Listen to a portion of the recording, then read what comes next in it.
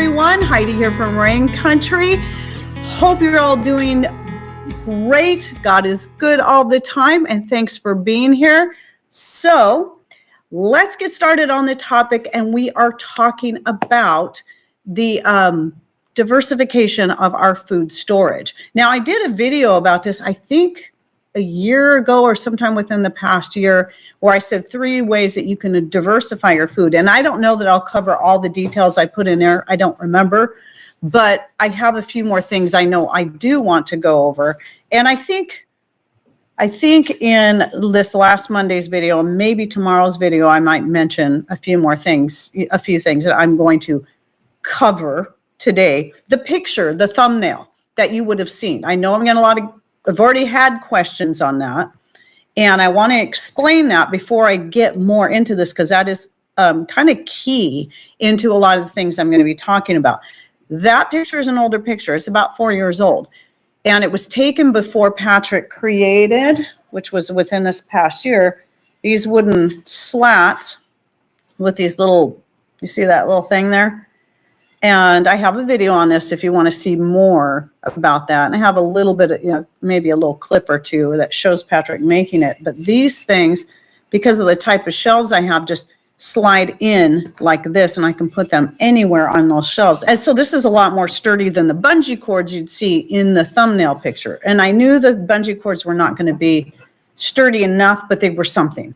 What kind of spurred me into doing that was the time so there's a middle, so it's my oldest son's old bedroom that after he moved out, we converted it into our pantry. You walk in, the windows to the far right, there's shelves all the way across that wall and on the door wall, and then going right down the middle of the bedroom is another set of shelves. So I'm on one side and I'm restocking my peaches. I just got done canning peaches, and I'm moving everything around and I'm pushing it in there. A jar fell off from the opposite side because I'd pushed a little too much, shattered, peach juice went everywhere. Oh, it was a horrible mess. I think there's still peach juice somewhere in there, on a wall somewhere. I don't know. I tried to clean it all off, but what a mess. So that reminded me yet again that, at least if nothing else, for the sake of my silliness and my klutziness, I need to be a little more proactive at getting things set up better. So this happened a few years ago. So I at least got myself some heavy duty bungee cords to put on there until we could figure out what exactly we wanted to do. And Patrick could design something that was going to work. And so then last year, he came up with this, and it's called hardening up our food storage. So that was one of the steps we took. So part of the reason of diversifying is there's many reasons why. Most recently, my focus has been rethinking some of my diversification in order to make sure I have plenty of food that is not solely in jars, because I love storing so many things in jars. Now, I have lots of things that are not stored in jars, and I'll be going over that. So this massive earthquake they're predicting for our area, that they've been predicting for many years, that I think even putting any kind of padding between the jars it may help, but it will be pretty much fruitless because we're talking massive. So with that in mind, though, I'm not beyond thinking about ways to pad. A lot of people come in and say, oh, well, you should put socks around it. Well, first of all, I don't know. Some of y'all must have some pretty dang big feet. We don't have really massive feet around here. So that's part of the reason. And I have so many jars. I'm talking lots and lots. I've never counted them. We don't even have that many new socks that we're currently wearing that I'd be willing to cut up and put the tubes of them over or just use the socks. I have to go buy all new socks. And my socks would definitely not fit, because I wear a 3.5 to 4 in girls' shoes. A 6 in women's is too big. I've had to, in some cases, buy 6s just because it was all I could find. But yeah, it's not worth it to me to cut up a bunch of socks and then have to go buy a bunch more socks. And even then, I still wouldn't have enough socks with what we have on hand. I think the only padding that would do any good at all is to put a good fat bubble wrap around every single jar. I'm sorry, but what a pain. Would it be worth it to be able to keep all my jars from breaking? Yes, on one hand, but here's the other issue. Something like that is going to take up so much space. So that would mean I would be down at least one row of jars for every shelf. That would mean I'd need a whole another set of shelves to put the jars that I can no longer fit on my shelves on. Then you have the whole thing where you've got to, okay, I can't see what's in this jar because it's all covered up. And I do have my stuff organized, like all my meats in one area, my vegetables in another area, my fruits in another area. But still, I like to be able to see the jars. So I am kind of still thinking of other ways that I can kind of harden up those a bit or pad things a little bit that won't take up so much room, like maybe at least thin layers of cardboard in between. But even then, there's going to be an issue in some way. So to me, I'm looking more at, okay, let me look over the other types of food and other ways of storing. So I have plenty of things, like all of my grains, my oatmeal, my wheat grains, my beans, except for the beans I get from my own garden, the dry beans, all of the beans that I buy in bulk, flours, anything like that, rice, those get stored in large buckets. Typically what I try to do is to keep them especially with Azure Standard, because they at least pack their stuff in paper bags, and then I'll put the paper bag inside of a bucket. I don't have to worry about those things breaking. Now, for the things that go into longer term storage, especially those things that are off-site, then I will use Mylar. I don't use oxygen absorbers. I find them an absolute waste of money.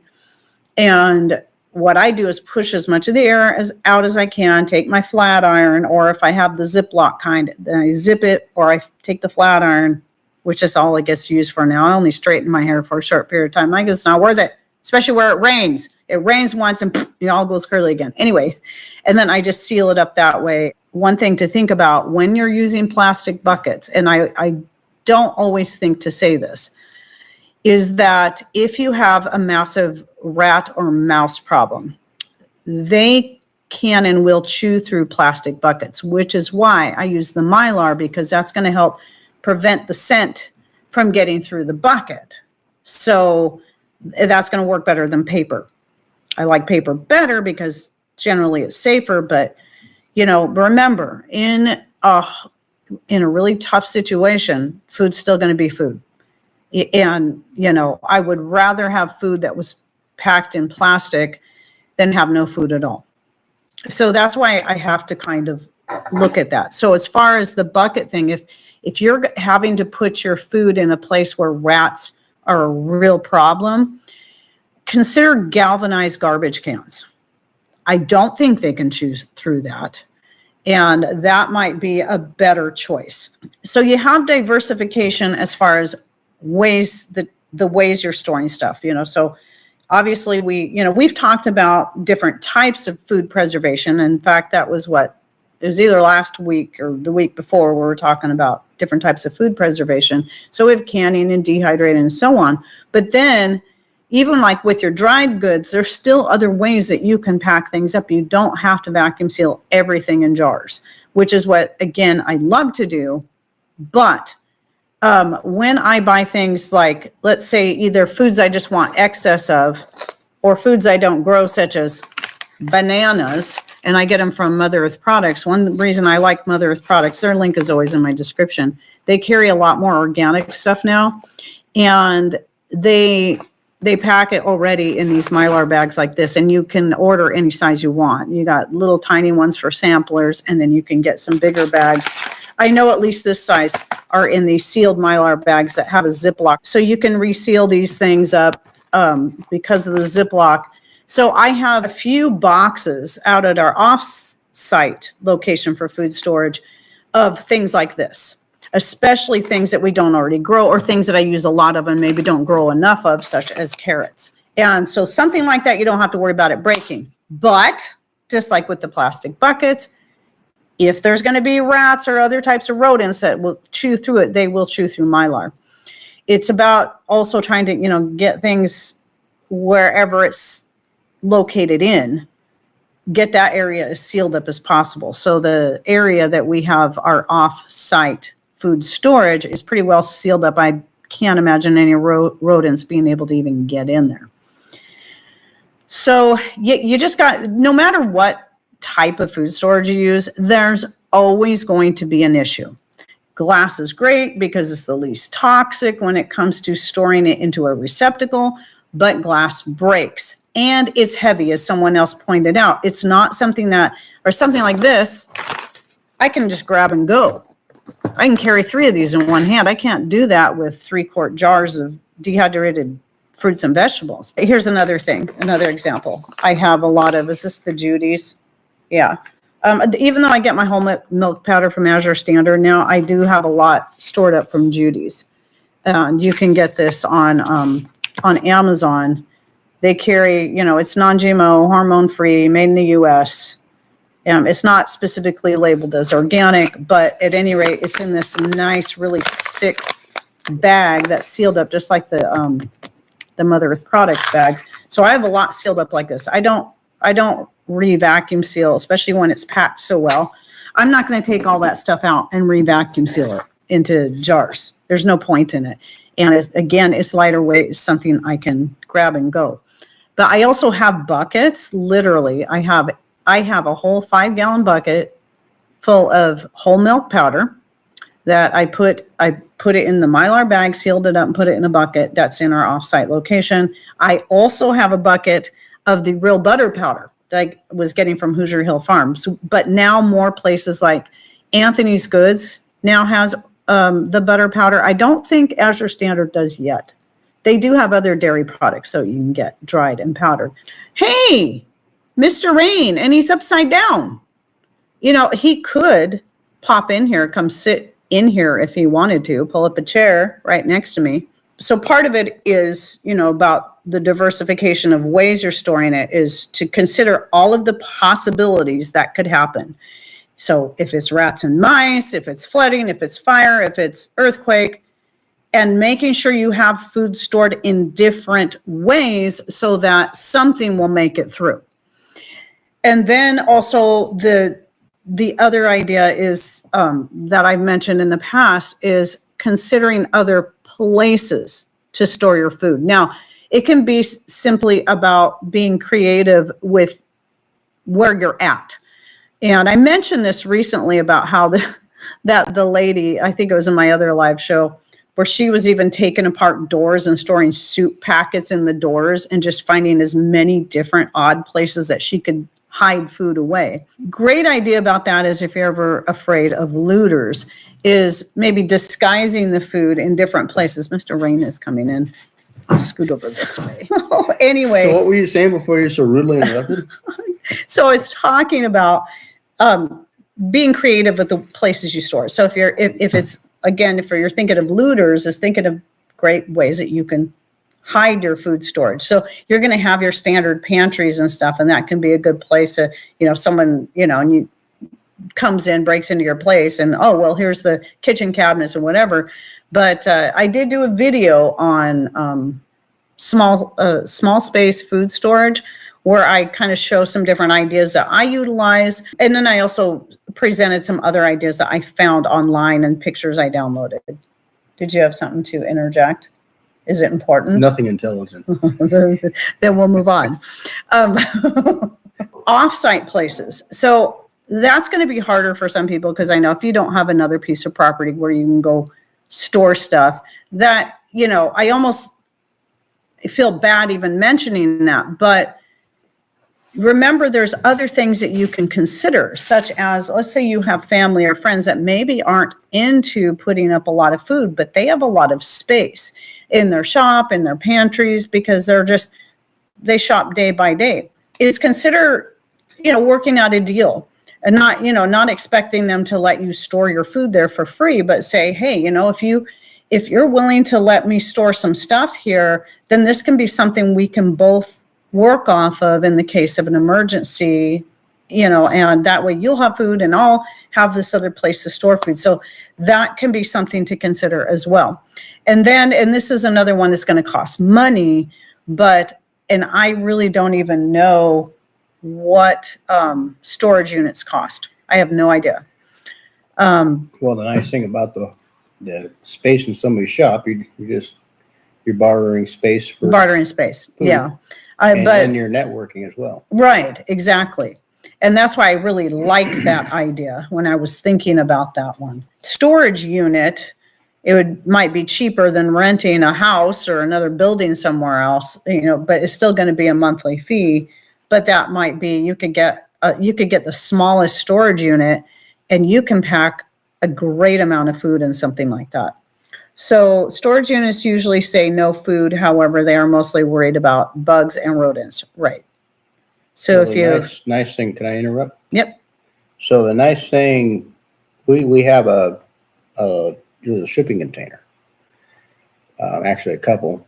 I looked around and found some on sale, but typically those are going for about like $3,500 per unit. And the nice thing about a shipping container is that it's strong, durable, and movable, and secure.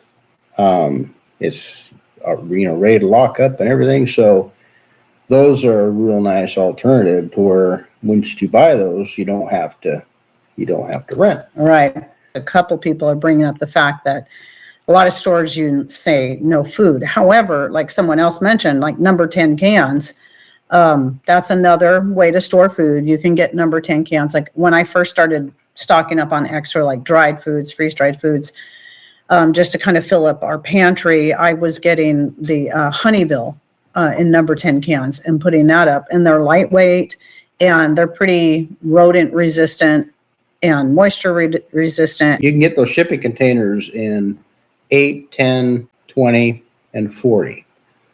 I like the 10-foot one that we have and the 20-foot one because I can actually move those with the equipment that I have. Right. They're a little more readily available. If you don't have a piece of equipment, obviously there's somebody around that can move a 20-foot container and more than likely has an equipment trailer that would fit on.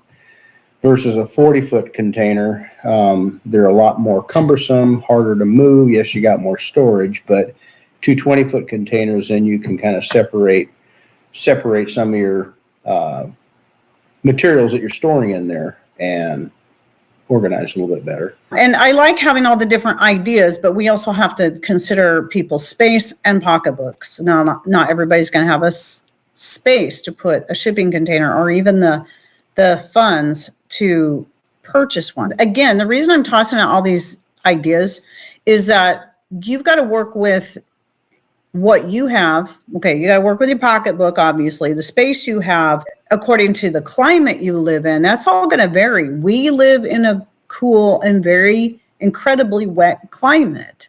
So we rarely have to worry about excessive heat when it comes to food storage. Obviously, when you live in a very hot climate, that can be a little more tricky. This is where root cellars come into play.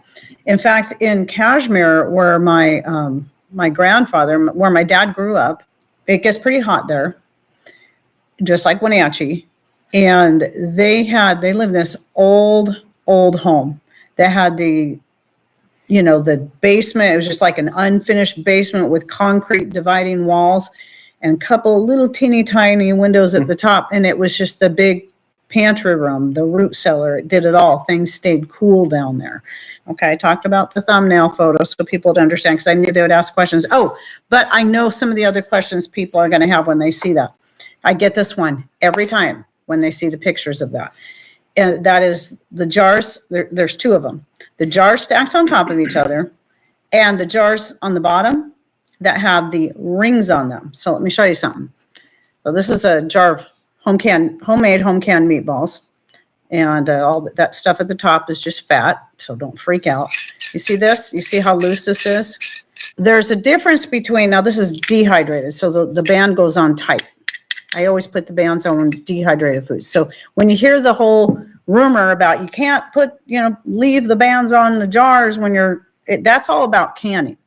using like water bath canning or pressure canning. That right there is botulism. It is not. Stop it. Stop it. Okay. Skillet. This is inadequate.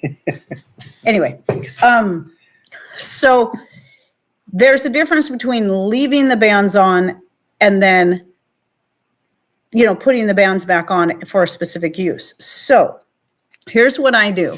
When my things are sealed, let's just say I got done canning this today. I had it cooling down, everything pinged. And then once it's cooled off, I take the jar and the band and I wash it really good. There's several reasons why you're supposed to take the bands off. One reason is because if you just leave it on there and don't clean it and let it dry, it can rust to the jar and it will be almost impossible to get off when that happens. The other big scare that people like to tell you about, which it would be incredibly rare, but it is possible. And that is that if your jar comes unsealed and then you have this band on there really tight, what it can do is then form a false seal. Personally, I have a hard time understanding how that could happen because it would still have to be some kind of pressure. Well, then what can happen if botulism happened to sneak in there while it was unsealed and then it reseals and you wouldn't know it. And it can grow in there and you wouldn't be able to see it, you wouldn't be able to taste it, you wouldn't smell it. So but what I do is when I'm stacking the jars, which yes, is acceptable, and you can even find this on the government website, what is it, the canning food preservation website, whatever it's called, you can go in there, I looked it up myself, and you can stack your canned jars, water bath, pressure canned, up to 3 high. That's what they say. You can stack them up to 3 high. They don't recommend going any higher than that because then the weight becomes too much. So I don't have any jars stacked more than 3 high. What I do though on the jars that are on the bottom, so if you look closely at that picture, you would see that I have a layer of cardboard in between the bottom layer and the next row up.